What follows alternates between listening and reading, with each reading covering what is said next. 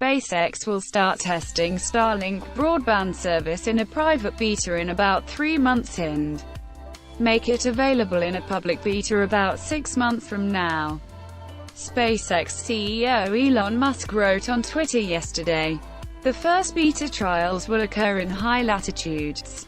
He wrote, when asked by a Twitter user if Germany counts as a high-latitude area for purposes of the beta trial, Musk answered, "Yes, parts of the US would presumably be included in beta trials."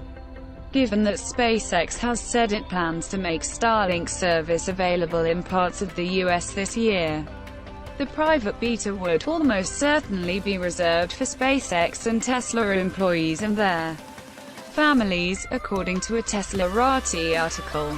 Just like Tesla currently trials early software builds on employee cars, those customers would serve as much more regimented guinea pigs, likely offering detailed feedback throughout their trial of Starlink Internet. Meanwhile, SpaceX launched another 60 Starlink satellites yesterday. The launch, as Musk noted, gives SpaceX 420 operational Starlink satellites. SpaceX cuts orbital altitude in half.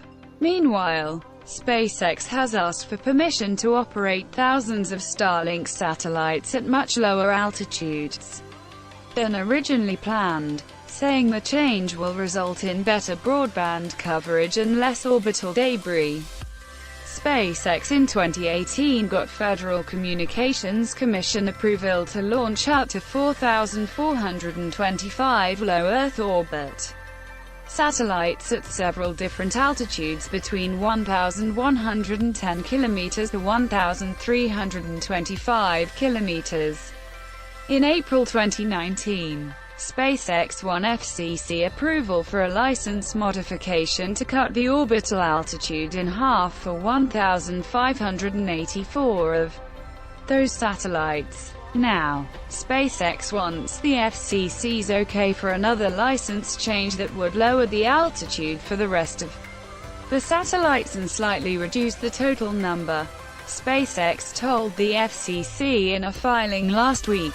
Specifically, SpaceX seeks to relocate 2,824 satellites that were previously authorized for operation at altitudes ranging from 1,100 km to 1,330 km to new altitudes ranging from 540 km to 570 km.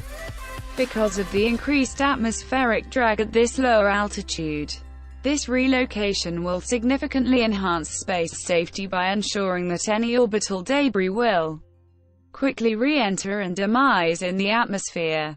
And because of its closer proximity to consumers on Earth, this modification will allow SpaceX's system to provide low-latency broadband to unserved and underserved Americans that is on par with service previously only available in urban areas.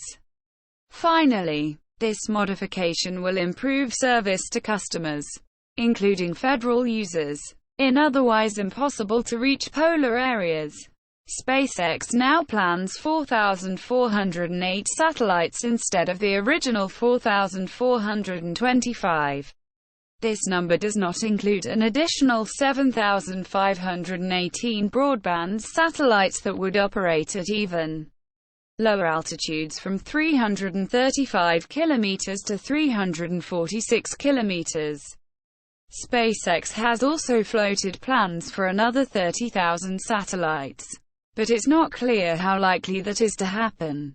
Last month, SpaceX received FCC approval to deploy up to 1 million user terminals in the US. If you like this video, please hit like and subscribe to Tom Snout.